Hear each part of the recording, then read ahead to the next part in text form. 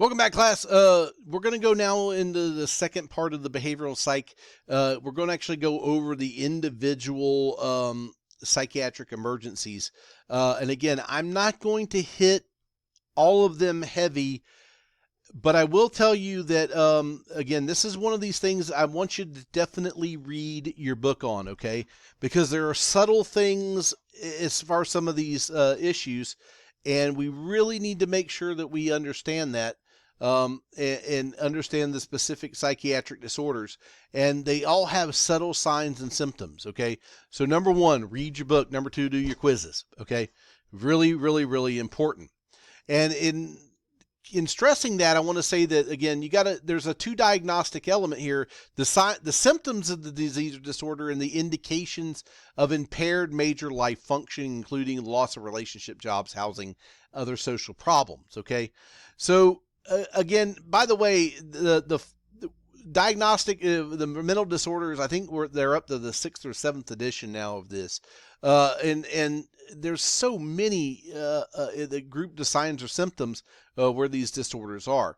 But the bigger the groups that we're going to be talking about with these, again, cognitive disorders, schizophrenia, anxiety, mood disorders, substance relations, somatoform disorders, the fictitious disorders, eating disorders, personality disorders, and impulse control disorders. And yes, we can get called to all of them. Okay, so again, cognitive disorders have a psychiatric disorder with usually an organic cause. Something's causing them to not think straight. Okay, now what our job is to make sure that the medical reasons for this listed on the screen, that they're not falling into those categories. Okay, delirium, it's a rapid onset, disorganized thoughts, inattentive memory impairment. It can be reversible. They hallucinate greatly on this. Okay, so again, they're going to be out there in left field. But the biggest thing is are they a danger to themselves or somebody else? Okay, medical conditions, substance intoxication, because we all know once we get tequila in this, the 50-pound guy can beat up the 350-pound giant that wrestles for a living. And we all know that if you are the guy and you have tequila, that you can pick up the hottest girl in the room just by merely being in her presence. All the ladies try not to laugh on that. Okay, so again, it's confusion, by the way, is a hallmark of delirium. So again, a lot of things can cause that state. So again, and there's a lot of medical reasons for that as well. Okay, now dementia patients, your Alzheimer's, substance abuse problems, Parkinson's disease, head trauma.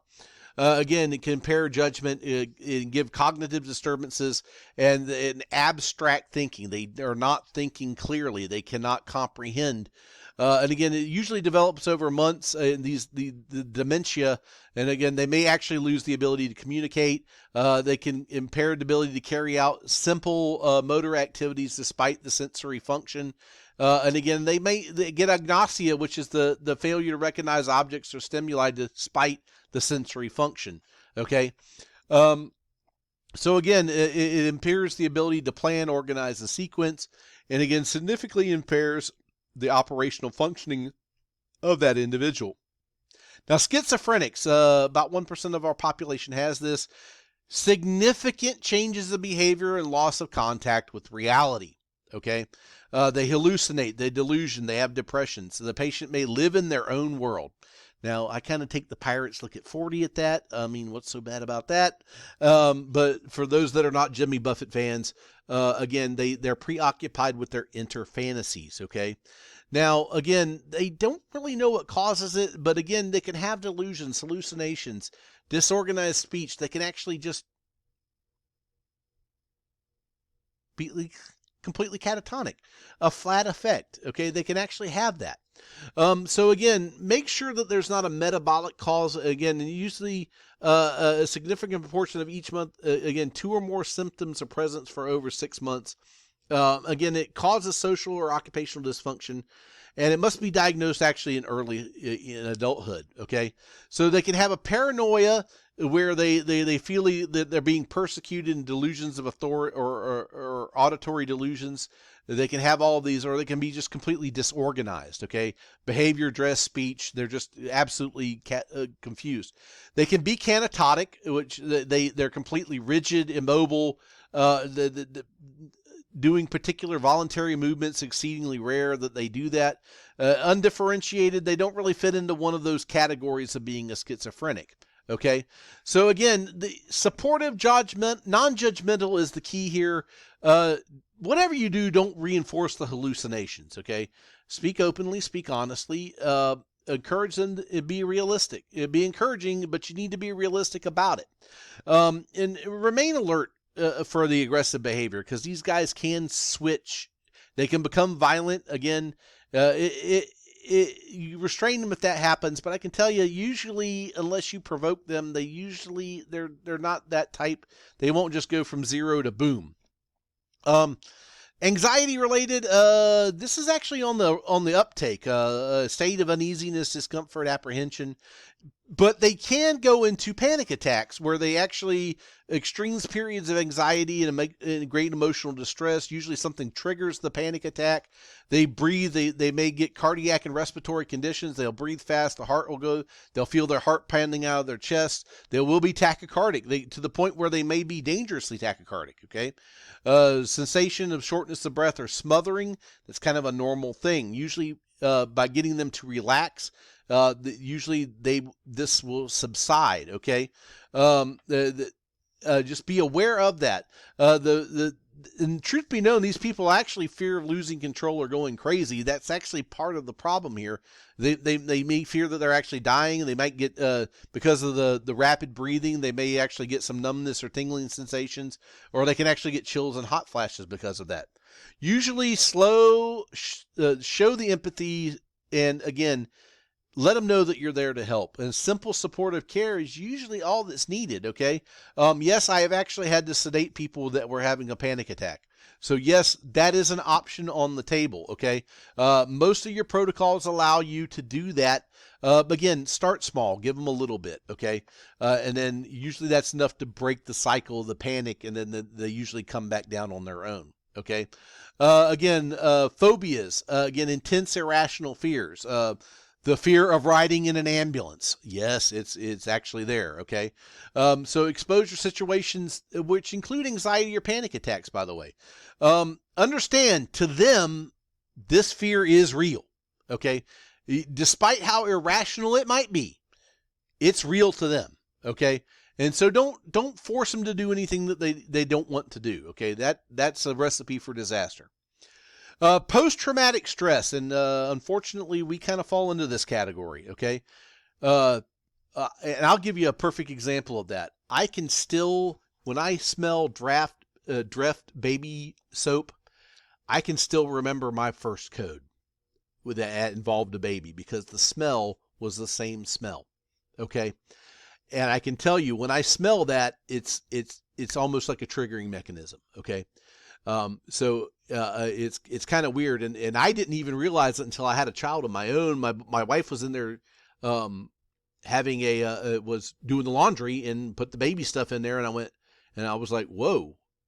And later that evening, I relived that whole incident, and it was kind of crazy. So you got to understand that something will usually trigger these situations to happen, okay? And again, you relive it. The sleep disturbances, persistent symptoms of increased arousal. It makes you hyper aware, or it could actually shut the person down, okay? They may feel guilty about surviving it. And if you have substance abuses, I can tell you it makes the situation probably a whole lot worse. Okay.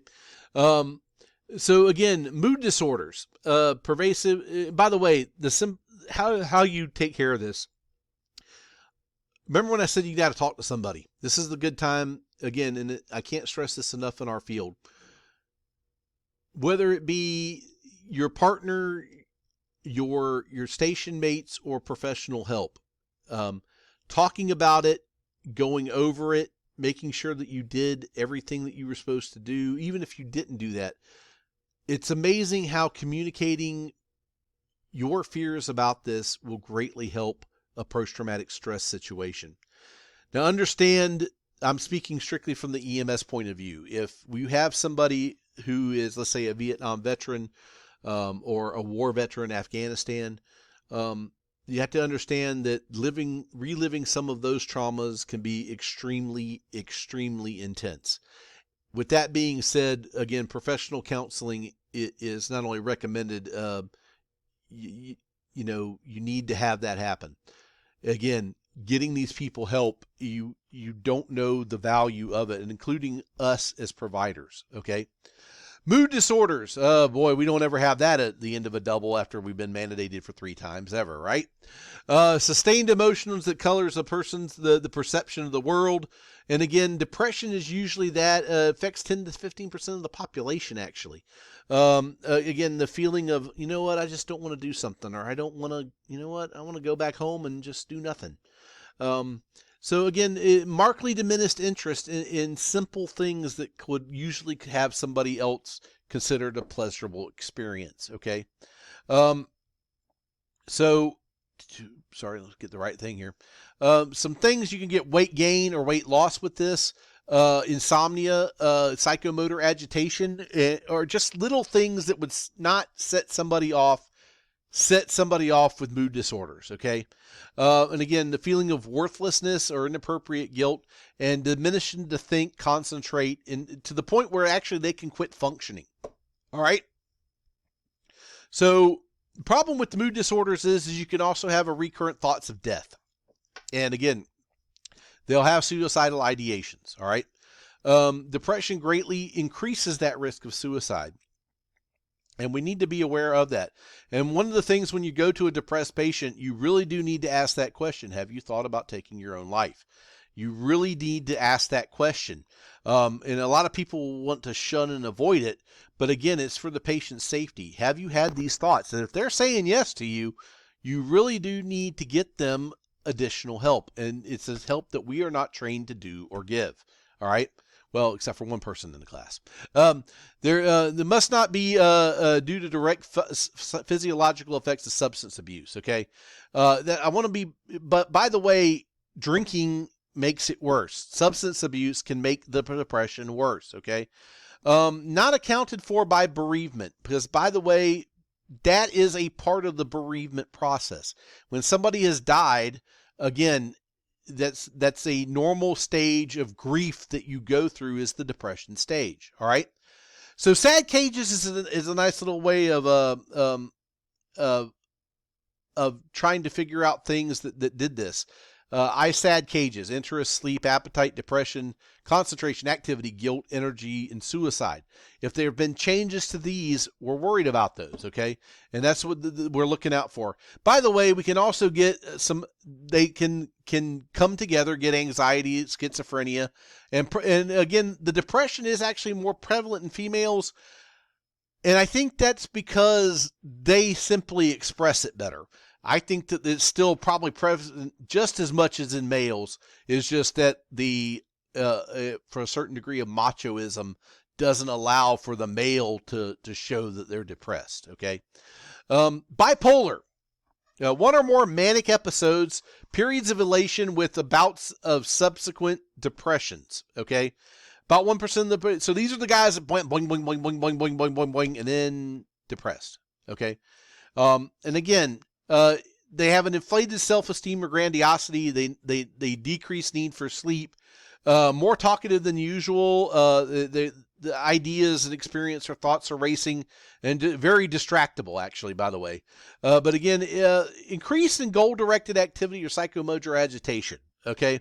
So again, that's actually, they lock in on something and they work on it, and they work on it really hard. This is starting to sound like me, I guess. So excessive involvement in pleasurable activities that have a high potential for painful consequences. Okay. Jumping out of a perfectly good airplane, going into a mosh pit. We can name some things that are doing that. They actually can have delusional thoughts where they have unrealistic plans or just super grandiose ideas. Okay.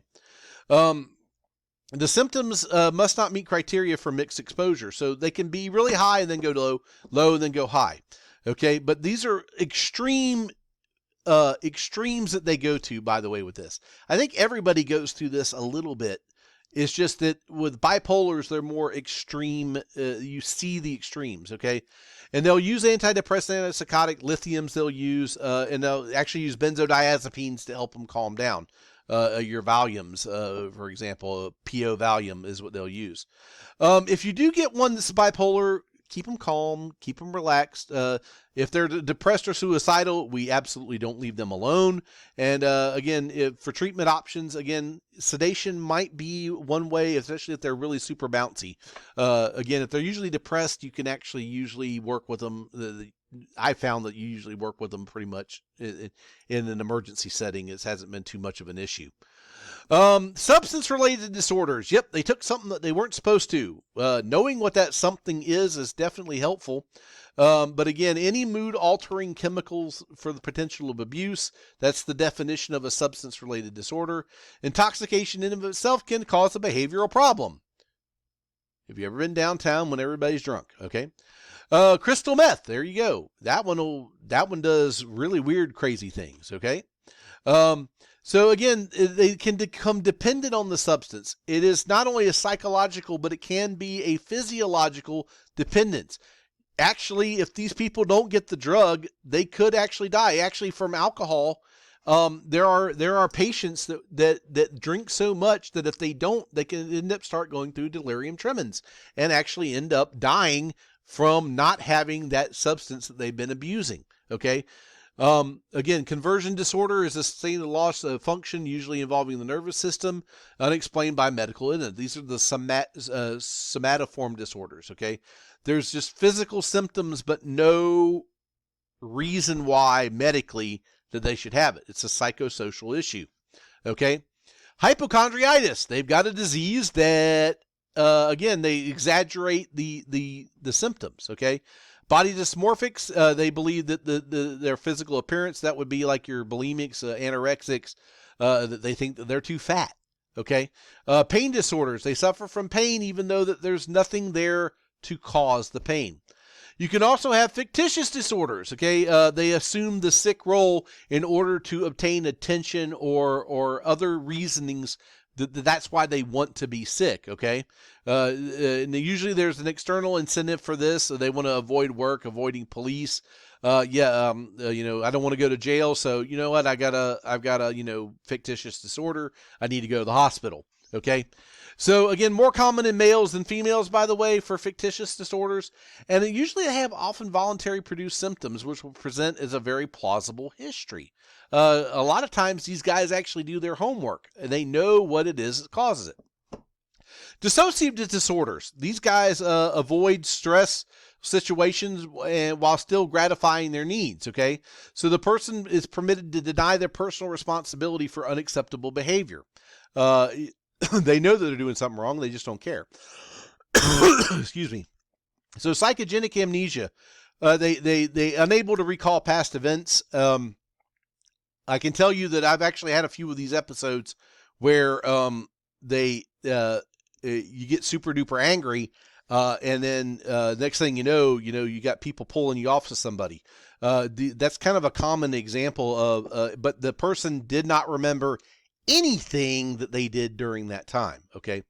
A fugue state is, again, an amnesic individual withdraws from retreating, flees a defensive mechanism, and can actually travel hundreds of miles away from a home. This is the one that we can't find, and then, some that we found out that there was an issue, okay? But nobody can find them. Multiple personalities, actually you got two completely separate individuals, if you will. Okay. And then depersonalization, young adults experience loss of sense of oneself and and it's usually precipitated by an acute stress. So again, you have some sort of stressful situation in which they disengage. Now, eating disorders, the biggest one is probably anorexia, excessive fasting, fear of obesity, complaining of being fat. Again, very real disease. Okay. They're 80 pounds soaking wet, but they have to lose weight. Okay. And it's kind of crazy. And actually, it's actually the females have this 20-to-1 compared to the males here. To take that even farther is you got your patients that are bulimic, so they'll binge eat and then they'll go and throw up. Okay. They'll stick their finger down their throat, throw up. And so they avoid excessive exercise and dieting, and they're fully aware of their behavior abnormality. Okay.